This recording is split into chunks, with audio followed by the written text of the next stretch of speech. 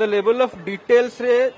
कारण या पूर्व गोटे फॉल्स प्रेगनेंसी होता जोटा से कहते मिसक्यारेज होता that is not miscarriage that's the chemical pregnancy हुए जोटा कि यूरिन टेस्ट रे पॉजिटिव दिखाए बट एक्चुअली रे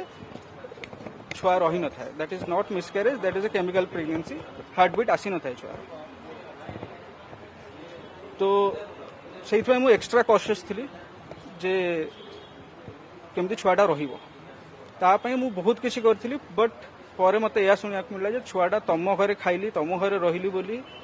माल न्यूट्रिशन है यह सब कथा बहुत बाधे सेठी 3 दिन लास्ट डे मो मारे टिके पैनिक अटैक है पैनिक अटैक से 3 राति घरे एकुटिया रही जाता कारण मुझे हॉस्पिटल रोली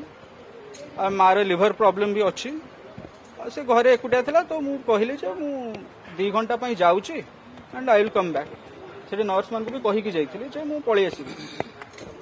मु घर को गली विशेष किसी है ना मार माने गैस ये प्रॉब्लम था लिवर इश्यूज था तो मुझे कहली हाँ गैस मेडिसिन खाईदे और सोई जा तो मुझे तू सोई जा मुझे शोचे शोक उठी मो आखिटा घंटे लगिगला अधिक 12 फेरिया कथा गोटे फेरली तो मुझे आसिकी हॉस्पिटल पहुंचला बेलू that was chaos in the hospital माने सी एज इफ ये कले जो तो स्टार्टेड यूजिंग छुआ को मो माँ एगेंस्ट तुम छुआ कर ना माँ कर से सब मोरल डायलेमा को अवॉइड करने चाहूँगी तुम डे 1 जब छुआ को यूज कर तो फ्यूचर कौन हम मुझे जान